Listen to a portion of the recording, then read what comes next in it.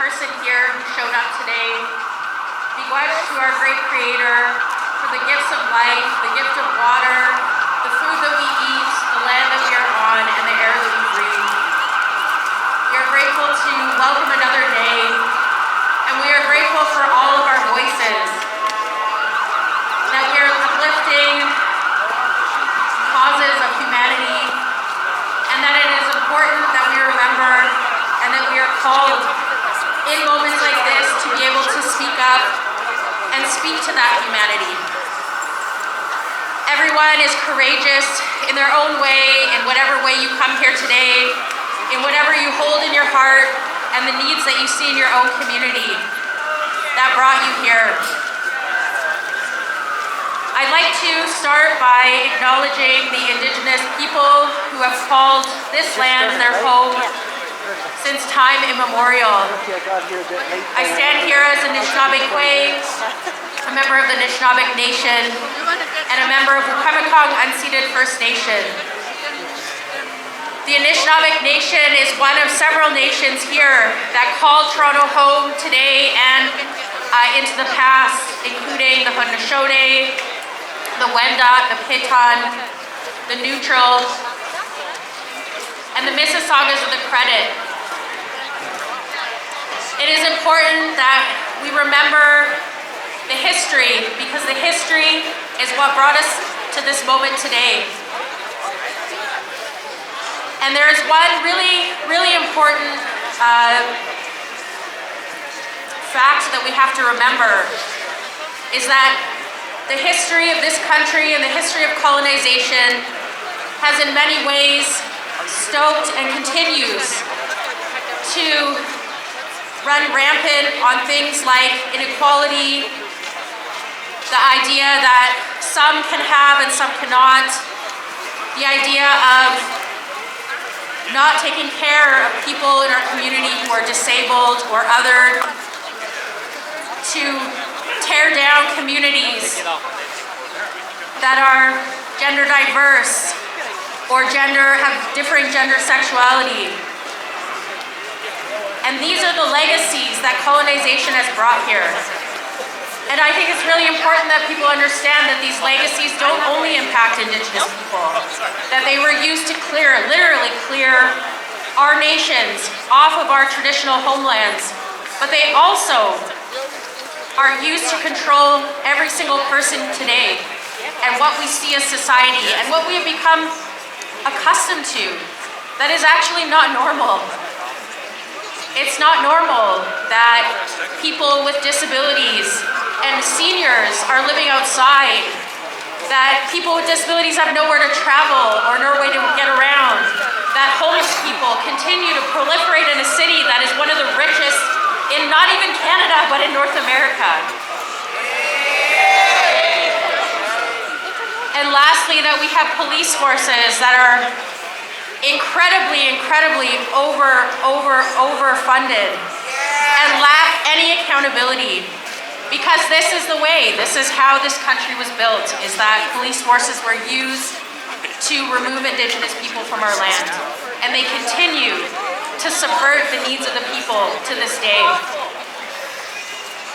So with that, I would like to start with a song. This is a strong woman song, or the Mother Earth song. This song came from a Two-Spirit person in Winnipeg who gifted it to me. And it really is like a call, a rallying cry to the land and the benevolent spirits that have existed here for Anishinaabe since time immemorial.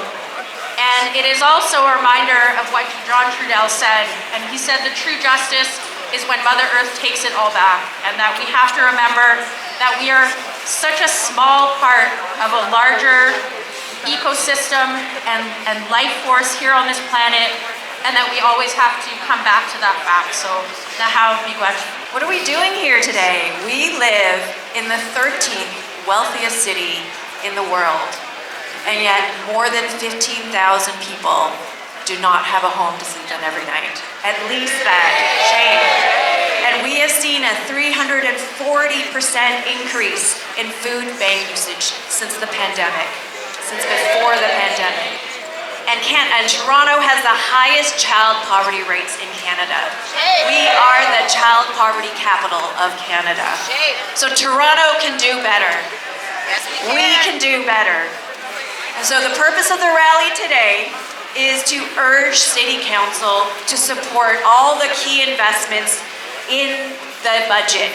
In the mayor's budget, there's a lot of really great things in the budget, including the TTC fare capping and fare freeze, extended library hours, increased supports for tenants, increased funding for arts and community programs and services, and of course, further expansion of the school food and camp programs. So here today, we're calling on council to support these great investments and then also dig a little bit deeper because the need in the city is so high. And so we have a really great list of speakers here today who are going to talk to you about the realities of our city, which we all are aware of. But first, I just want to deal with some housekeeping notes.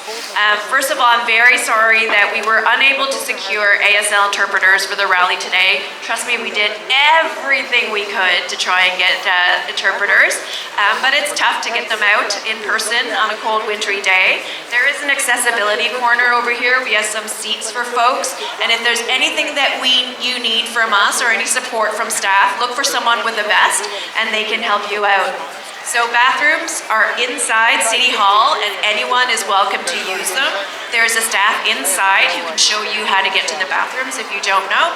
And if you haven't already discovered, we have a food station here, so help yourself if you haven't already gotten something to eat. There's hot chocolate as well.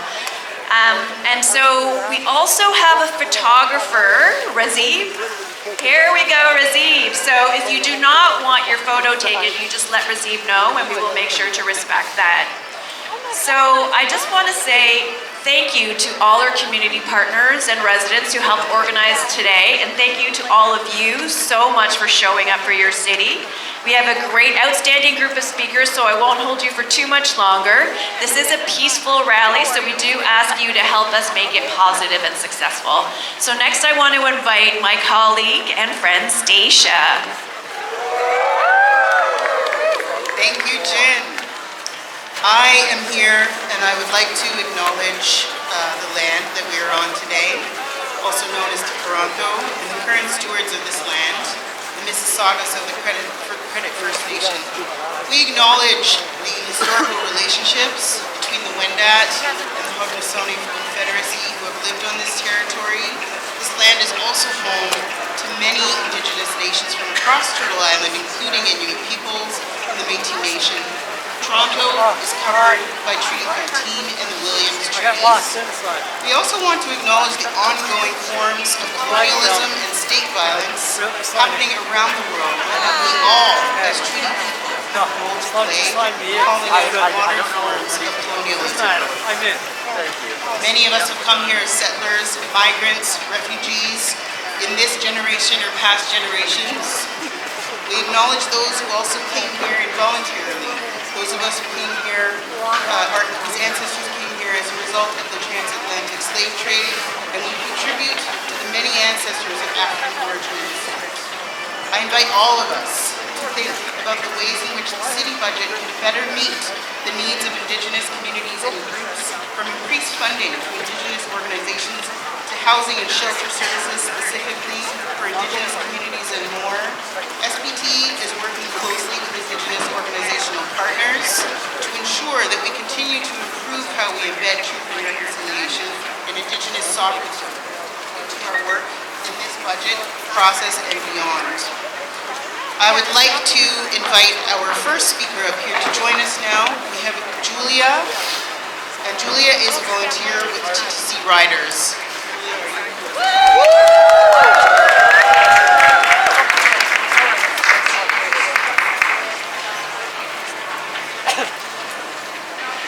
Thank you so much. Thanks everyone for being here today on what is turning out to be kind of a beautiful day in a way. I'm a Toronto resident, an arts worker, a small business owner, and a TTC rider. Like all of you, I'm here to support all the investments in the budget, but in particular a TTC fare freeze and fare cap. Like you, I'm here to make sure that City Council passes this budget so that we can have a more affordable and more reliable transit system. I'm an art conservator, which means I care for and restore historic furniture and other art objects, mostly objects made from wood. And I don't drive, so I rely on the TTC to get to work and to run my business. I take the TTC to visit clients all over the city, Forest Hill, Etobicoke, and everywhere in between.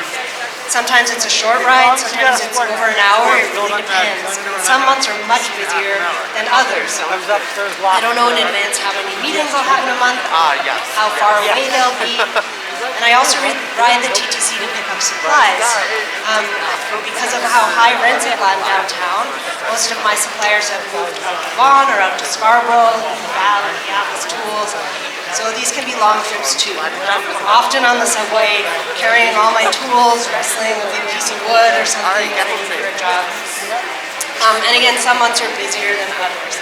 I don't always know how many times I'll need to take the TTC or how many times my 2-hour travel window will run out. I love what I do, and I think it's a service that my clients appreciate and need. My business runs on a shoestring budget. It's often hard to make a living. I can't afford to waste money on a monthly pass unless I'm sure I'm going to use it enough times for it to be worth it. That's why a fare freeze and a fare cap is great news for me, my business, and my bottom line. I'll have more flexibility, more peace of mind, and I'll be much more likely to use the TTC over a taxi or rideshare. The promise of an expansion of the fare cap from the equivalent of 47 rides to 40 rides will make things even better. A more affordable TTC will attract more riders like me, so let's get this done. Thank you so much for being here. All right, thank you so much, Julia. I feel like this is a great time to warm our voice and show some support for fare capping. So what I'm going to ask you to do is I'm going to say, what do we want? I'm going to ask you to yell fare capping, and then I'll ask you, when do we want it? And then I'll ask you to say now. All right, let's give it a practice. What do we want? Amazing speakers from North York Harvest Food Bank. Kanma, Goldie, Erica, and Joyce are the steering committee members of their community advocacy group.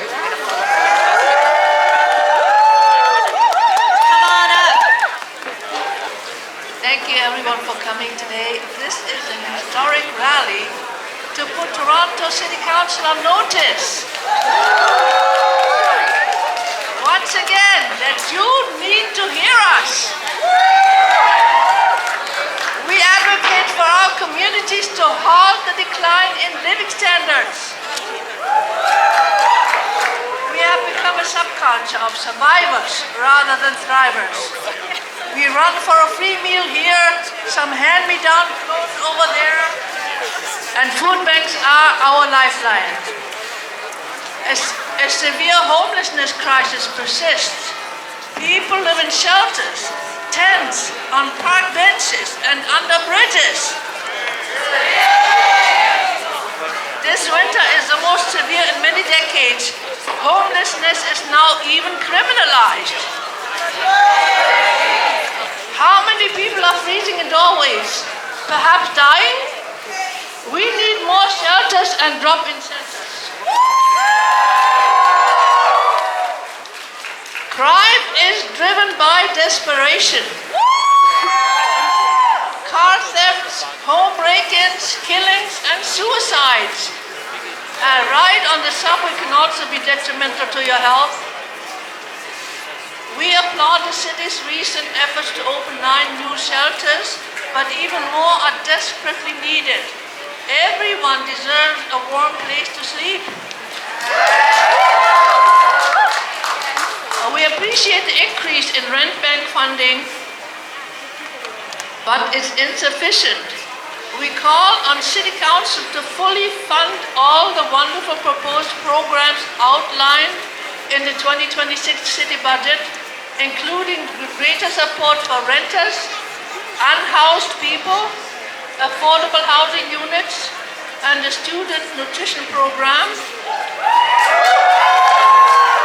and to address wage disparities. We thank City Council for its efforts to build a community everyone will be proud to call home. Thank you.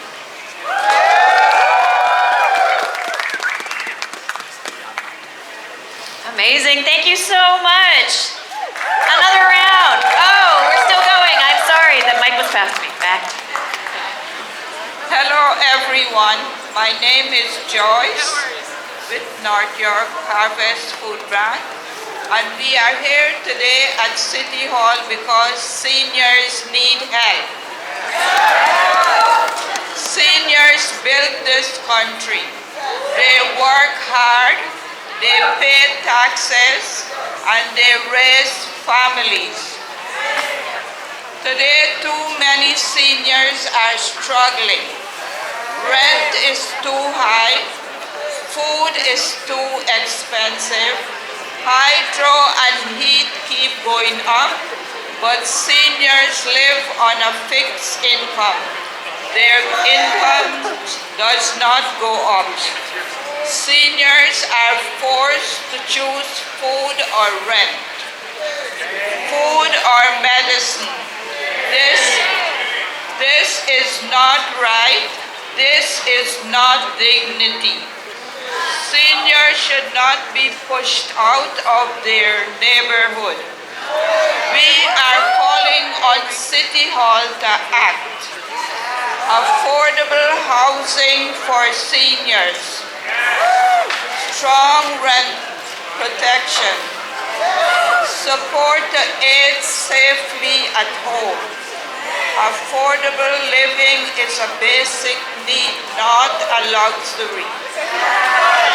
Helping seniors is not charity, it is fairness. It is respect. City Hall must listen. City Hall must act. Affordable living now. Dignity for seniors now. Action now.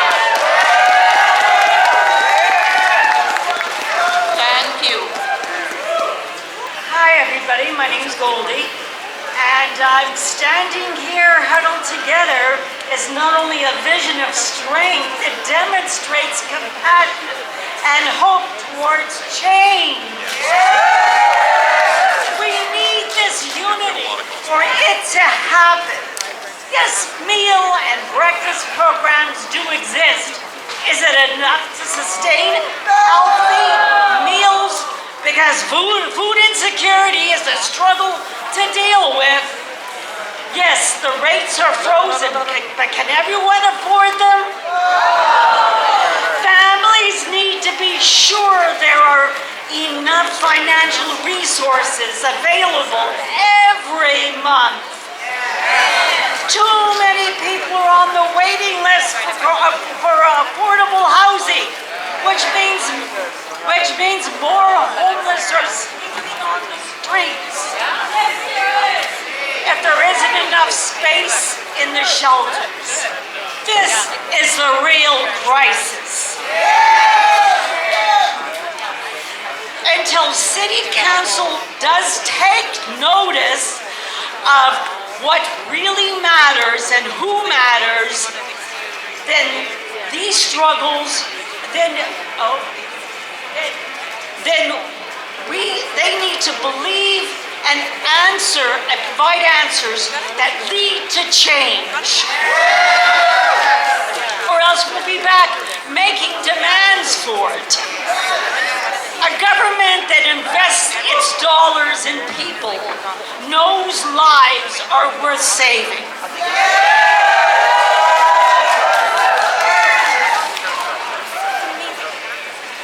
Hello everyone, my name is Tanma from North York Harvest. I'm here today to speak on behalf of our community. Across our cities and towns, food insecurity is no longer hidden. It's showing up in grocery stores where families calculate every item. In classrooms where children struggle to focus because they are hungry. And in shelters that are stretched beyond capacity. No one in a country as wealthy as Canada should have to choose between paying rent and putting food on their table. Housing insecurity is the heart of this crisis. where rent rise faster than wages, and that can push someone into homelessness. That is why rent tools like rent bank matter. Putting money into rent bank is not charity, it is prevention. It keeps people housed and stabilizes families. We recognize the advances the city is making, and we know that they can't do it alone. That is why we also call on the provincial government to step up and fund the necessary programs that we need. School meal programs, for example. When we invest in feeding children at school, we improve health, learning outcomes, and dignity. Shelters were never meant to replace housing. School meal programs cannot carry the burden of brother food insecurity on their own. What we need right now is systemic urgent changes. Changes that address the root causes, not just symptoms. Real progress requires strong municipal, provincial collaboration backed with sustained funding. So let us be clear in our call. Invest in rent banks and prevention. Expand food security beyond emergency responses. Build and protect affordable housing. So I say to policymakers, act with urgency. Repeat after me, you all. Fund our rent bank.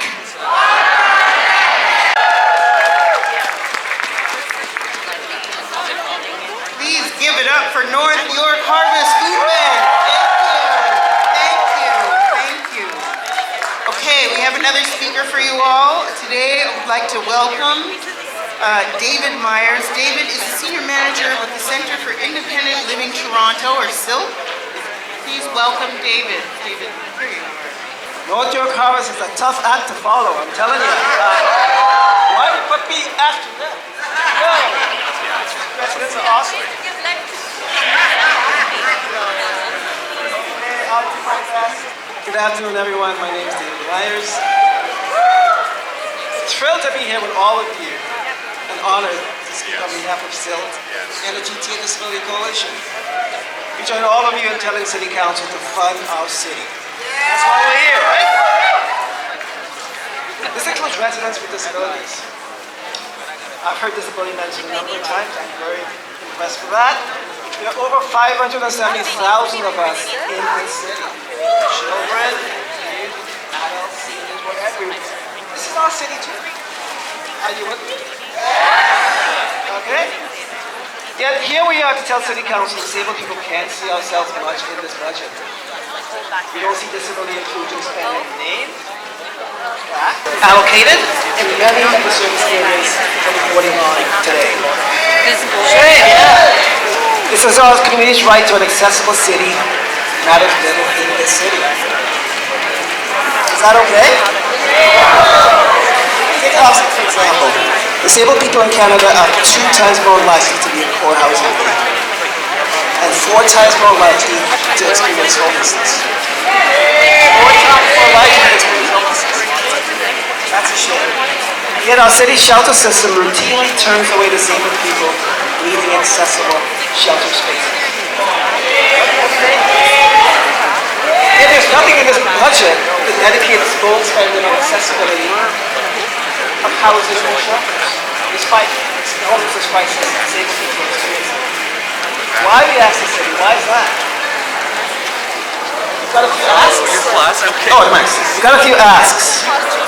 First, fund enhancements today in key poverty reduction tenant programs. Okay? EPIC got new funding this year, right? Rent Bank got some funding, which is great, but we need more funding for tenant support services. Absolutely. Provide more transparency in budgets and reporting on disability inclusion. This includes an annual budget briefing detailing the city's spending or lack thereof in this area. Honor its commitment to the city building all new city-supported housing to universal design standards so people can age in place. And implement the 7 recommendations Council approved at its October 2024 meeting. Those things are still outstanding and need to be implemented by the city. Toronto is deep in an accessible housing crisis, and our population is rapidly aging. We're going to need more and more accessible housing stock with every decade. So we need to build it now. Commit to city building at least 50% of its new shelter stock in its multi-year plan to universal design standards. Direct Toronto Shelter and Support Services and expedite its shelter audit, accessibility audit, and produce a budgeted plan for upgrades. The shelters have failed the accessibility audits to this point, so that tells us something, right? So homelessness is disabling. City shelters must be accessible to disabled residents as a human right, while new stock is being built all the way up to 2033. So we need to do some upgrades of the existing stock. Homelessness, yeah. In closing, we join you all in telling me and Cha and all councillors to show up for our communities, represented by all of you folks here today, and fund a fairer, accessible, sustainable Toronto. Thanks so much, David. So next we have Stacey Semple, who's the chair of the Downtown Toronto Acorn chapter. Hey, how's everybody doing out there today? Awesome. My name is Stacey Semple. I'm the chair of the Downtown Toronto Acorn chapter. And today we are asking to increase the vacant home tax to 5% and expand it to include all vacant units in multi-residential buildings, and then increase funding for the multi-unit residential acquisition, also known as MIRA program, to help nonprofits and co-ops buy at-risk, privately owned, affordable housing. We all know rent safe needs teeth. The city needs to begin to perform repairs when landlords neglect them, billing the cost back to the landlord via property taxes. This is key to my friends at 500 Dawes, who has been waiting far too long for the city to take action. This program is workable, but currently is too complacent. An extensive review needs to take place where stronger steps can be applied to negligent landlords. Thank you, City, for your continued support and expansion in the air conditioning program. However, more has to be done. We need a year-round maximum heat bylaw, free TTC during extreme heat events, continuous supply of air conditioners for those that cannot afford it, and finally, ensure any public money used for green infrastructure retrofits, from the Canada Infrastructure Bank includes covenants to prevent rent increases or eviction of low-income tenants. Now I want you guys to repeat after me. The people united! Give it up for Stacey. Thank you so much. Thank you so much. Our next speaker for you is Isreta Ibrahim. Isreta is a leader from the South Asian Women's and Immigrant Services. Please welcome Isreta. Thank you so much for having me. My name is Isreta, and I'm a student at University of Toronto working with Sorrow as a youth leader. I live in a community where a majority of our families are racialized, low-income, immigrant, refugees, and newcomers. We're struggling to afford basic necessities to survive in Toronto. A community that has long been recognized as a neighborhood improvement area, yet, for the past decade, yet still remains underserved and left behind. I want to share some of the stories today. Last year, an auntie from a community fled her home to escape her abusive husband with her 2 children.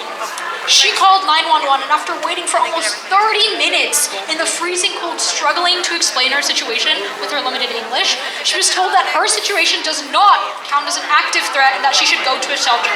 However, shelters have been full and been exceeding capacity because of the housing crisis. Shame!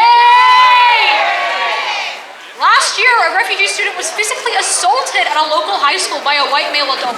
The student escaped and fled to her local community center, but not once did anyone step in to help. When their parents called for accountability, the police offered only empty apologies and nothing more. Out of fear, no further action was taken. Shame! Last year, there was lockdown in a local elementary school, a 5-minute walk away from where I live. All parents got was an email from the TDSB stating that there was a public safety concern because someone was in the premise with a weapon. No further follow-up from the school or the Toronto Police Services about who or why this happened. Shame! These experiences are not isolated incidents, but a reality that is worsening as our elected leaders at all levels across all parties continue to remain complicit, failing to truly represent the best interests of their communities, and failing to address the discrimination and hate that their domestic and foreign policies fuel. Across Toronto, gender-based violence is on the rise. Hate-related crime and assault is on the rise. Homelessness is on the rise. And racialized immigrant and refugees live in fear, all while our lives become increasingly unlivable and unaffordable.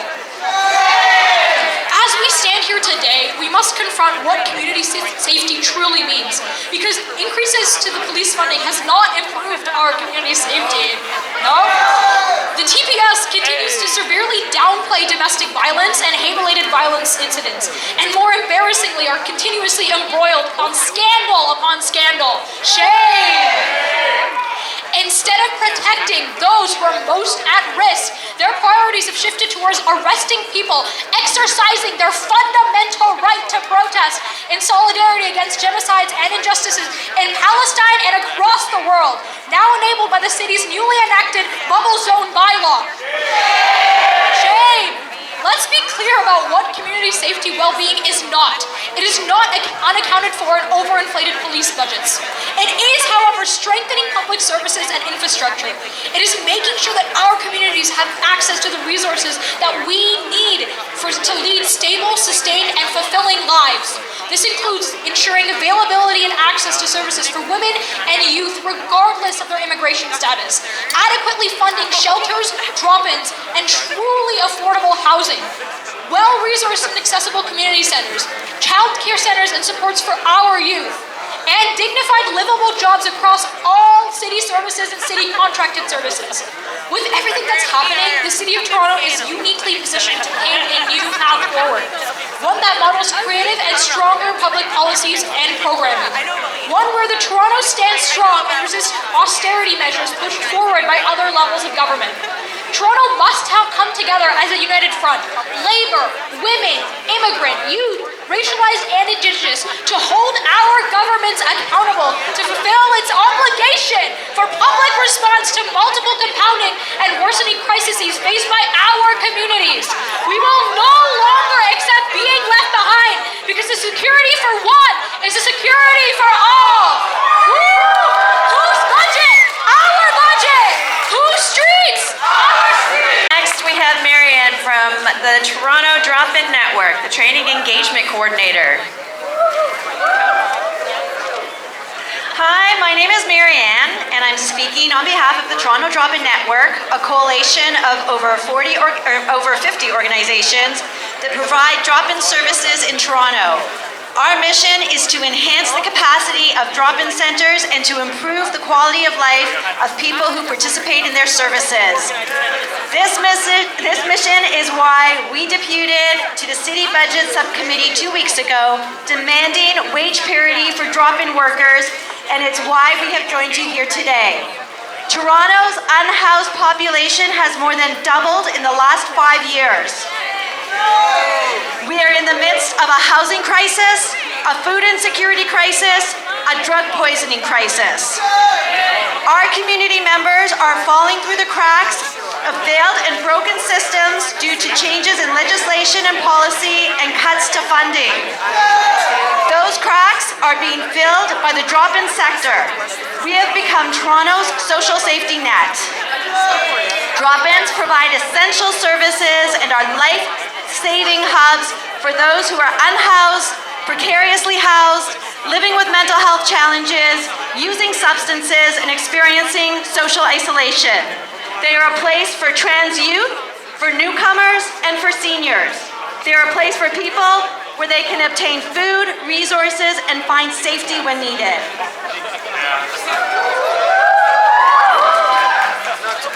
They are a place for connection and community building.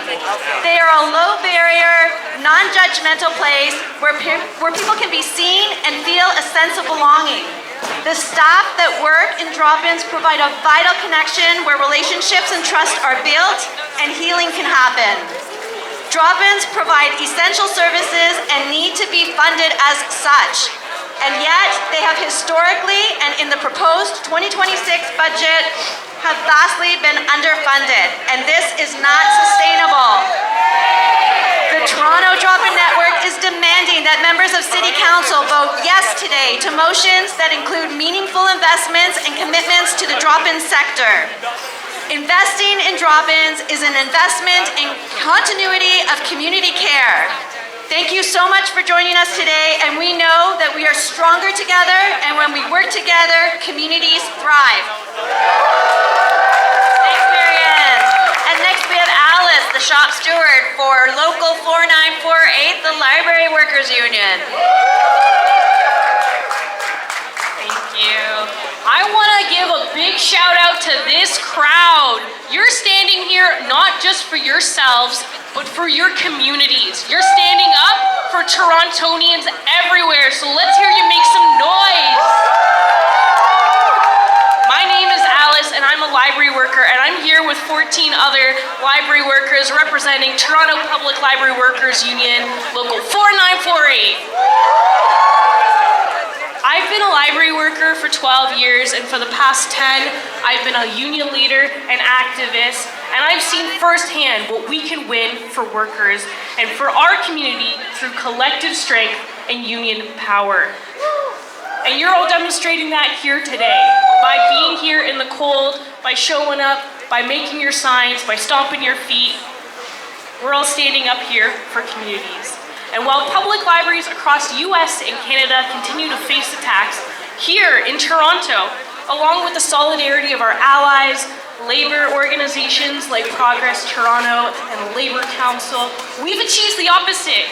Additional staffing to account for the increase of safety and security challenge in branches, expanded hours and staff to provide increased supports for seniors, for newcomers, for the city's most vulnerable people, and expanded library renovations.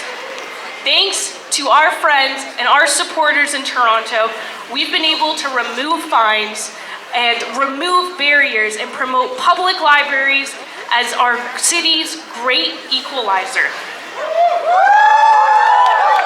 After facing so many challenges in past terms where City Council has attempted to close down branches, to cut funding, to reduce the number of staff available to assist Torontonians, it has been really refreshing these past few years to finally see a reinvestment in library workers and library services, to finally see the value of our work be recognized. But we all know that nothing is handed to us, and that behind every win is weeks and months, sometimes years, of tireless organizing, of hundreds of volunteers and committed activists, and the work is never over. We have to continue to hold our elected officials accountable and to fight for these investments.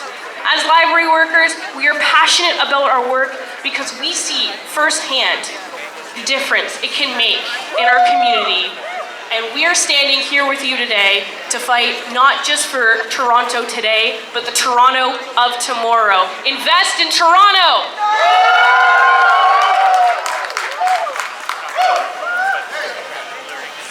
Thank you, Alice. Thank you for all the members of the Library Workers Union for coming out today. Appreciate you. Next we have Aleem Thurani. Aleem is the Executive Board Member from the Transit Workers Union ATU 113. Welcome, Aleem. Hi, everybody. I'll try to be quick. I have the fortune of representing tons of transit professionals, and like this mayor and this city council, we get to listen to our million-plus riders every day, where previous regimes at city council haven't listened to us or the public about funding a better city. I can tell you factually that this budget is not just beneficial for transit workers, but also for transit riders. Just key things like the fare capping. I'm just telling you, we get to talk to a bunch of our riders, and people can't afford $158 at the beginning of the month for a monthly pass. They just don't have that money. They don't have it. So, and they got to use transit.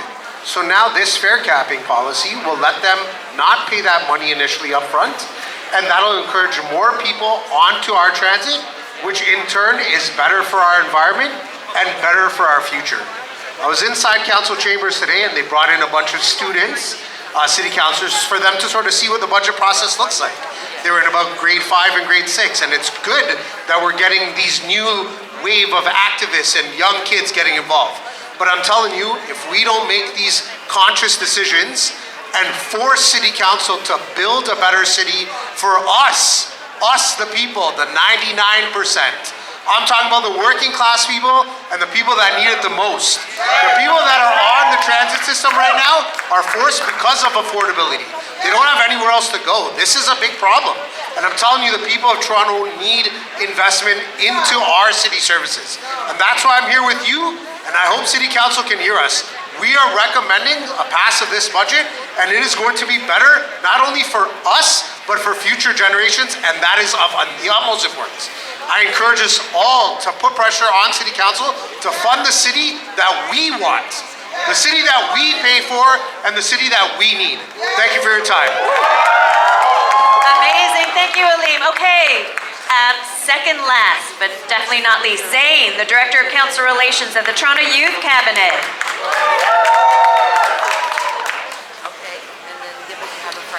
Hi everyone, thank you so much for coming out today. I want to give everyone a round of applause. A round of applause, everyone.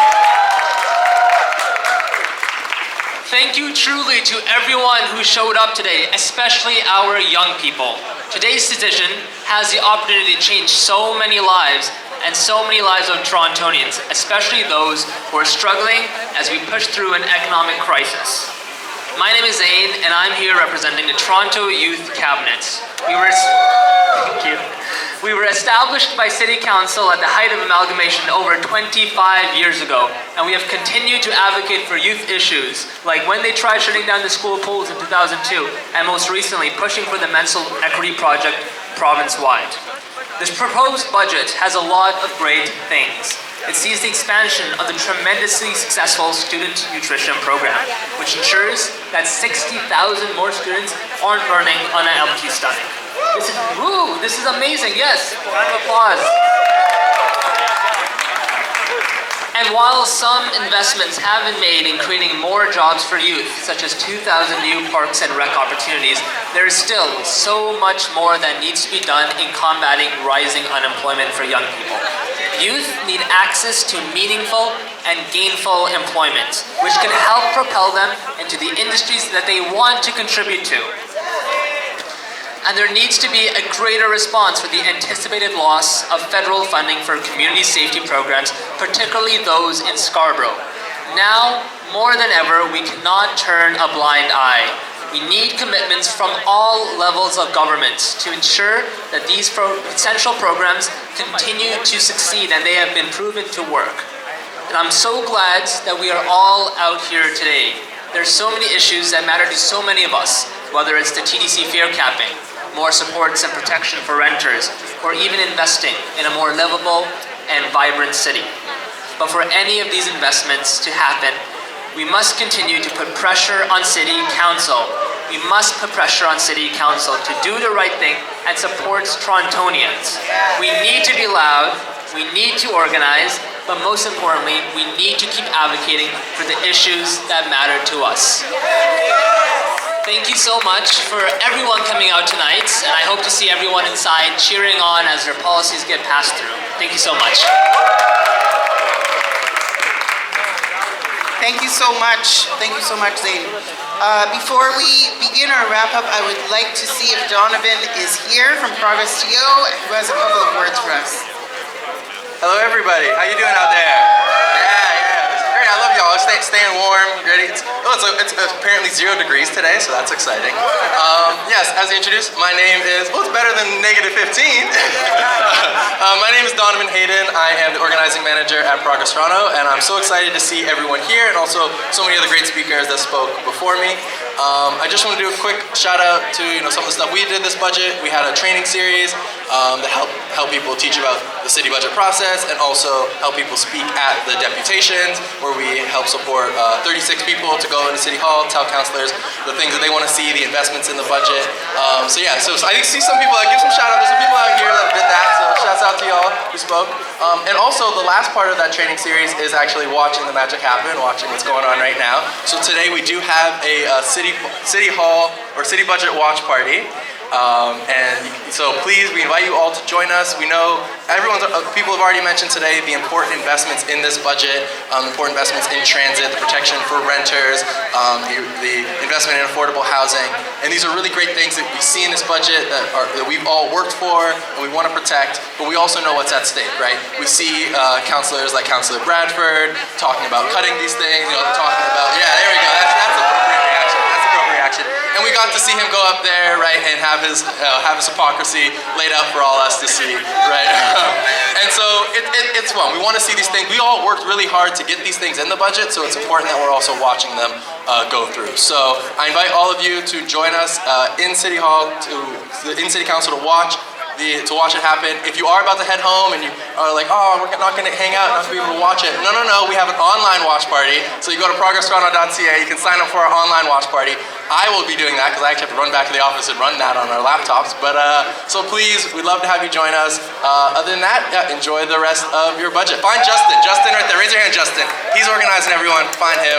Thank you all, and thank you all for the work you're doing. Awesome. Thank you so much, Donovan. Appreciate you.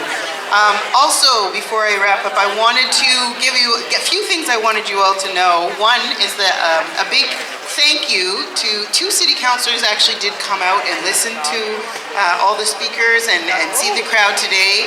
We wanted to say thank you to Councillor Moyes. We wanted to say thank you to Councillor Shan. Counting on them to take back what they heard here into council. A joint letter will be submitted to City Council at the today, right? Today-ish, maybe tomorrow. I think it's actually, oh no, yesterday. Okay, I haven't had enough coffee today, everybody. Outlining additional investments that are being called for. So some of these include immediate investments in the drop-in sector to address some of the staffing challenges that were spoken about, increased funding for the MURA program, the multi-unit residential acquisition program, a clear plan to address significant gaps in disability access and inclusion across all city services. This letter has been signed by over 75 community groups and organizations and over 190 individual workers throughout the city. So thank you, wanting you to know that that is happening and wanting to also, more importantly, say thank you for coming. Thank you for being out here today with us in the cold, for sharing your afternoon for us. Thank you to all of our incredible partners, our amazing speakers, and all the staff and volunteers who helped us with the setup and the organization and making sure that we could all take care of each other and listen to what was happening today. Thank you all for everything that you did to be here today. We really want to build a caring city for everyone. We want a strong, funded city. That is what we deserve. That is what all of Toronto deserves. We deserve a funded city. We deserve a funded city. Thank you. Thank you. Yes. Thank you for your energy. We will, as Donovan mentioned, please come. Everybody is welcome to come inside and join the watch party or log on and join. And if not, if you're on your way home, please look out for your neighbor, take care of each other, stay safe, make sure everyone travels home well, and look out for one another. Thank you again.